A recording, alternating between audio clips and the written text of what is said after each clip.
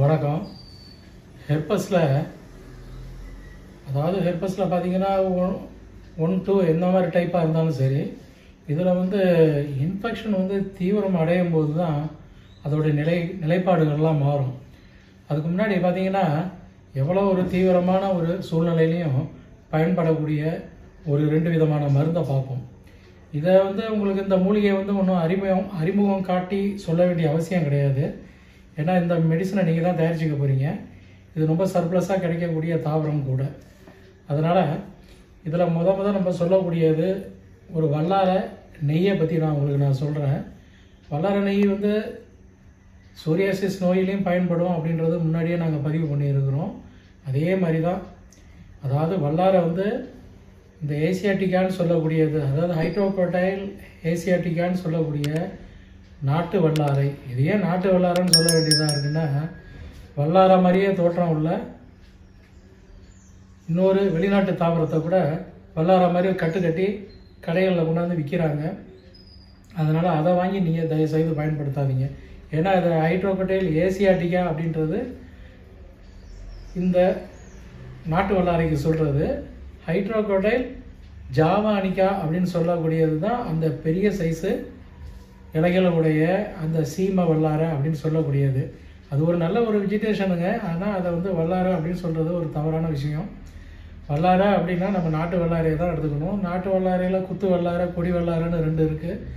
இந்த மாதிரி நாட்டு வல்லாரையில் நீங்கள் எதை எடுத்துக்கிட்டாலும் சரி, அதை நீங்கள் சாதாரணமாக கொண்டு அதை தண்ணீரில் நல்லா அலசிட்டு மண்ணெல்லாம் நீக்கிட்டு மிக்சியில் போட்டு நல்லா அடித்து துணியில் வச்சு நல்லா புழிஞ்சு சாறு எடுத்துங்க.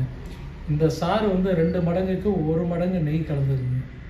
அதாவது சாறு 2 மடங்கு, நெய் 1 பங்கு.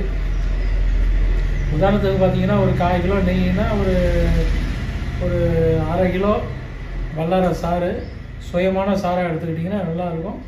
தண்ணீர் கலந்து எடுத்துக்கிட்டிங்கன்னா கொஞ்சம் கூடுதலாக எடுத்துக்க வேண்டியதாக இருக்கும். இதை நீங்கள் அடுப்பில் ஏற்றி இது 2ம் கலந்து அடுப்பில் ஏற்றி ரொம்ப திபுன்னு நிறையா நெருப்பெல்லாம் போட்டு காய்ச்சாதீங்க. பதமான சின்ன ஸ்லிம்மில் வச்சு பதமாக காய்ச்சி நீர் சத்து போகிற மாதிரி காய்ச்சி எடுத்துக்குங்க. இதில் நீர் சத்து குறைஞ்சிருச்சு அப்படின்னு கண்டுபிடிக்கிறதுக்கு எண்ணெய் நல்லா தைலம் நல்லா பிரிஞ்ச உடனே, நெய் தைலம் நல்லா பிரிஞ்ச உடனே ஒரு காட்டன் துணியை அதில் டிப் பண்ணிவிட்டு அதை நீங்கள் கொளுத்துனீங்கன்னா சடன்னு தண்ணி சத்து உள்ள மாதிரி எரிஞ்சுதுன்னா தண்ணீர் சத்து இருக்குன்னு அர்த்தம். மாறாக நல்லா தீபம் மாதிரி நல்லா சுடர் விட்டு எரிஞ்சுதுன்னா தண்ணி சத்து சுண்டிடுச்சுன்னு அர்த்தம். இது ஒன்றே நீங்கள் இதை கண்டுபிடிக்கிறதுக்கு போதுமானது. ஏன்னா கொஞ்சம் நீர் சத்தோடு நம்ம இதை ஸ்டோரேஜ் பண்ணி வச்சிட்டோம்னா சீக்கிரம் கெட்டு போயிடும். அதனால் இந்த பதம் பார்த்து காய்ச்சிக்கிங்க. நிறையா பேர் நீங்கள் காய்ச்சும் போது கூட கேட்டிருக்கீங்க, நாங்கள் சொல்லியிருக்கோம். அது மாதிரி கேட்டு சந்தேகம் இருந்தால் நான் கேட்டு காய்ச்சி வச்சுக்கிங்க. இப்படி பதமாக காய்ச்சின நெய்யை நல்லா வடிகட்டிட்டு ஒரு பாட்டிலில் ஸ்டோரேஜ் பண்ணி வச்சுக்கிட்டு உபயோகப்படுத்துறதுக்கு முன்னாடி இந்த நெய்யை ஒரு தடவை நல்லா குலுக்கி விட்டுட்டு, அதாவது பனி போன்ற இந்த மாதிரி காலங்களில் உறைஞ்சிரும், மற்ற கோடை காலத்தில் இலகலாக தான் இருக்கும். எதாக இருந்தாலும் கொஞ்சம் நல்லா ஸ்பூனை விட்டு நல்லா கலக்கிட்டு ஒரு வாய்கலமான பாட்டிலாக இருந்தால் தேவை 1 ஸ்பூன் அளவுக்கு எடுத்து இதை சாப்பிட்ருங்க. இன்னும் அருவருப்பான சுவையெல்லாம் இருக்காது, நல்லா நெய்யோட சுவை தான் இருக்கும். 1 ஸ்பூன் அளவுக்கு வெறும் வயிற்றில் சாப்பிடுங்க. இது மாதிரி ஒரு நாளைக்கு ஒரு 4 நேரம் இந்த வல்லார நெய்யை சாப்பிட்டுட்டே வந்தீங்கன்னா ரொம்ப தீவிரமான இந்த ஹெர்பஸ் உங்களுக்கு கண்ட்ரோலுக்கு வந்துடும். இது பார்த்தீங்கன்னா இந்த நெய் சோரியாசிஸ்க்கு உபயோகப்படுத்தலாம் அப்படின்றத நாங்கள் சொல்லியிருக்கிறோம். சோரியாசிஸில் இந்த நெய்யை கூட மேலே தடவிக்கவும் நாங்கள் சொல்லியிருக்கிறோம். பெரிய பேச்சஸாக இருந்ததுன்னா தடவிக்கிட்டே வந்தோம்னா அதை மேலே இருக்கக்கூடிய அந்த ஃபங்கல்லாம் குறைஞ்சி பிளட் சர்க்குலேஷன் நல்லா ஃபிஷர்லாம் மாறி அங்கே இருக்க வெடிப்புகள்லாம் கூட மாறி புண்ணெல்லாம் ஆறி அந்த படையெல்லாம் தீர்ந்து போயிடும். அந்த தழும்பு மேலே நீங்கள் நாள்பட தடவிட்டு வந்தாலும் தழும்பும் எடுபட்டு போயிடும். அதனால் சோரியாசிஸ்க்கு இது ரொம்ப ஏற்றது. அது மாதிரி ஹெர்பஸில் பார்த்தீங்கன்னா மேலே வரக்கூடிய இந்த இன்ஃபெக்ஷன் உள்ளுக்குள்ளே அதிகமாகி உள்ரணங்கள் அதிகமாகி வெளிப்பாடான புண்ணுங்கள்லாம் வரும். பார்த்தீங்கன்னா உதாரணத்துக்கு உதட்டு வரும், பென்னிஸு, இந்த மாதிரி இடங்கள்லாம் தீவிரமாக புண்ணு வந்ததுன்னா கூட இந்த புண்ணு மேலே கூட இந்த நெய்யை தடவுனா, இந்த வல்லார நெய்யை தடவுனா ஆறி போயிடும். உள்ளுக்குள்ளே தொடர்ந்து சாப்பிடும்போது அந்த இன்ஃபெக்ஷன்லாம் குறைஞ்சி உள்ளூருக்குள்ளே இருக்கக்கூடிய புண்ணெல்லாம் ஆறிடும். உதாரணத்துக்கு பார்த்திங்கன்னா நாக்கில் வெடிப்பு, புண்ணு, எரிச்சல், குத்தல், வலி, முக்கியமாக தொண்டை குழியில், அதாவது உள்தூரில் தொண்டைக்குள்ளே இருக்கக்கூடிய தீவிரமான புண்ணும் ஆறிடும். அதோடு சம்மந்தப்பட்ட, அதாவது இன்ஃபெக்ஷன் ரொம்ப தீவிரமாகி சில பேர் பார்த்திங்கன்னா விடாத ஒரு ஜுரம் இருக்கும், தலைவலி, உடம்பு வலியெல்லாம் கூட இருக்கும், மேலெல்லாம் ஸ்கின்னில் கூட சில ஸ்கேர்லாம் ஃபார்ம் ஆகும். அந்த மாதிரி நிலையிலையும் இந்த நெய் நல்லா பயன்படும். அதனால் இதுக்கு வந்து சாதாரண பத்தியங்களை மட்டும் கடைப்பிடிச்சி, சாதாரண பத்தியங்கள்னால் என்னென்னா டைரி ஐட்டங்கள் அவாய்ட் பண்ணிவிடுங்க. குறிப்பாக வந்து கறி, மீன், கோழி, முட்டை இதெல்லாம் அந்த ஊன் உணவுகளாக இருந்ததுன்னா தவிர்த்துருங்க. போதை வஸ்து இருந்ததுன்னா கண்டிப்பாக தவிர்த்துருங்க. இந்த சாந்தமான நெய்யை தொடர்ந்து சாப்பிட்டுக்கிட்டே வந்தீங்கன்னா நல்ல ரிசல்ட் கிடைக்கும், நல்ல இம்யூனிட்டி நல்லா பூஸ்டிங் ஆகும்.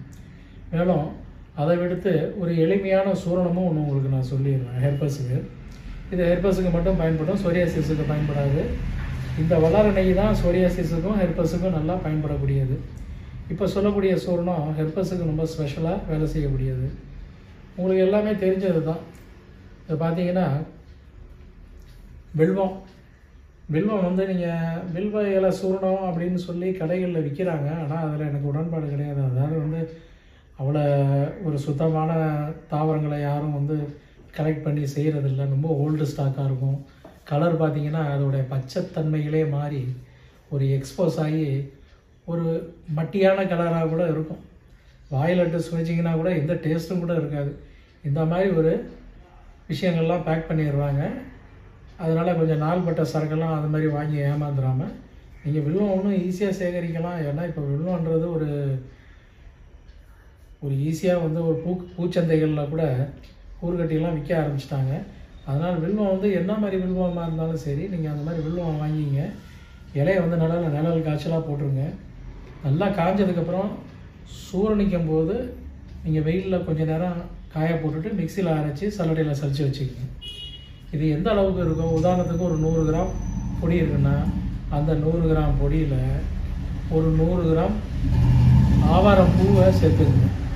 ஆவாரம் பூவும் அதே மாதிரி தான். அதாவது கூடுமான வரைக்கும் கடைகளில் வாங்காமல் நம்ம சுயமாக சேகரித்து காய போட்டு இந்த மாதிரி அரைச்சி வச்சுக்கிறது நல்லது. இதுவும் ஒரு 100 கிராம் அளவு சேர்த்துக்குங்க. அதேமாதிரி பார்த்திங்கன்னா கடுக்காய் சூரணம் அதுவும் ஒரு 100 கிராம் கலந்துங்க. இது 3 அதாவது ஈக்குவல் குவான்டிட்டி தான். இது 3 நல்லா மிக்ஸ் பண்ணி ஒரு டப்பாவில் வச்சுக்கிட்டு நல்லா ஒரு டீஸ்பூன் அளவுக்கு, ஒரு அரை டீஸ்பூனோ இல்லை ஒரு டீஸ்பூன் அளவுக்கு நீங்கள் வாயில் இட்டு மேலே ஒரு தண்ணீர் குடித்தா போதுமானது. இப்படி தொடர்ந்து ஒரு நாளைக்கு 4 வேளை எம்டி ஸ்டமக்கிலே சாப்பிட்ருங்க. எம்டி ஸ்டமக்குன்னா எப்படின்னா காலம்பரை சாப்பாட்டுக்கு முன்னாடி 1 மணி நேரத்துக்கு முன்னாடி, மதியம் சாப்பாட்டுக்கு முன்னாடி, சாயும் காலம் ஒரு 4 to 5க்குள்ளே, ராத்திரி சாப்பிட்றதுக்கு முன்னாடி ஒரு 7 மணிக்கு முன்னாடியே ஒரு 1 ஹவருக்கு முன்னாடியே வாயில் இட்டு தண்ணீர் குடித்தா போதுமானது. இதுக்கும் பத்தியங்கள்லாம் நான் முன்னாடி சொன்ன மாதிரி தான். டைரி ஐட்டங்களை அவாய்ட் பண்ணிவிட்டு, ஊன் உணவுகளை தவிர்த்துட்டு, போதை வஸ்துகளை தவிர்த்துட்டு நீங்கள் தொடர்ந்து இந்த சூரணங்களை சாப்பிட்டீங்கன்னா ரொம்ப அற்புதமாக வேலை செய்யுங்க. எங்கே உள்ளுக்குள்ளே என்ன மாதிரி புண்ணு இருந்தாலும், உள்ளுறுப்புகளில் புண்ணு இருந்தாலும், உதாரணத்துக்கு அல்சரேட்டிவ் கோலைட்டிஸு, இந்த பவுல் இன்ஃப்ளமேட்டரி டிசீஸில் கூட இதை சாப்பிட்லாம். உள்ளுக்குள்ளே இருக்கிற எந்த புண்ணாக இருந்தாலும் சரி, கர்ப்பப்பையில் இருக்கிற புண்ணாக இருந்தாலும் சரி, கர்ப்பப்பை வாய் இந்த அதாவது இந்த சர்விக்ஸில் இருக்கக்கூடிய புண்ணாகட்டும் எல்லாமே ஆறிடுங்க. குறிப்பாக வந்து ஹெர்பஸில் உள்ளுறுப்பில் ஏற்படக்கூடிய தீவிரமான புண்ணெல்லாம் இதை ஆற்றியிருக்கு. இது அனுபவத்தில் உண்மை. தாவரத்தை காட்டி சொல்ல வேண்டிய அவசியம் இல்லை. ஏன்னா இது எல்லாமே உங்களுக்கு தெரிஞ்ச ஒரு தாவரம் தான். அதனால் எளிமையான இந்த வலிமையான இந்த சூரணத்தை நம்புங்க. ரொம்ப அற்புதமாக வேலை செய்யும். அதில் ஒன்றும் மாற்றம் இல்லை. இது தயாரிக்க உங்களுக்கு இதில் தயாரிக்கிறதுல ஏதாவது உங்களுக்கு சந்தேகம் இருந்தால் வழக்கம் போல் என்னை தொடர்பு கொள்ளுங்கள். அதை எப்படி தயாரிக்கலாம் வச்சுக்கலாம் அப்படின்றத சொல்கிறேன். எப்படி இருந்தாலும் இந்த சூரணத்தோட வன்மை காலம், அதாவது இதோட எக்ஸ்பைரி டேட் வந்து பார்த்திங்கன்னா ஒரு 2 மாதத்துக்கு முன்னே சாப்பிட்டு முடிச்சிருங்க. ஒரு 2 மாதத்துக்கு தேவையானதை மட்டும் ப்ரிப்பேர் பண்ணி வச்சுங்க. ஏன்னா 2 மாதத்துக்கு அப்புறம் அது வந்து தன்மை கொஞ்சம் கொஞ்சமாக குறைய ஆரம்பிச்சிடும். அதனால் 2 மாதத்துக்குள்ளே அதை தயாரித்து ஃப்ரெஷ்ஷாக இருக்கும்போதே தயாரித்து வச்சுக்கிட்டு சாப்பிடுங்க. மேலும் பார்த்திங்கன்னா இந்த வல்லாரணையும் அதே மாதிரி தான். ஒரு அதிகபட்சமாக ஒரு 2 மாதத்துக்கு அப்புறம் அதோட தன்மையும் குறைஞ்சி போயிடுது. அதனால் 2 மாதத்துக்குள்ளே நெய்யை மட்டும் காய்ச்சி வச்சுக்கிட்டு உபயோகப்படுத்துங்க. நல்ல ரிசல்ட்டு கிடைக்குங்க. அதில் ஒன்றும் மாற்றமே கிடையாது. நன்றி, வணக்கம்.